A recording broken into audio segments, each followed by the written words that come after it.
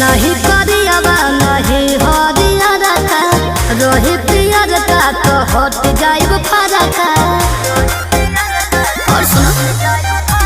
ना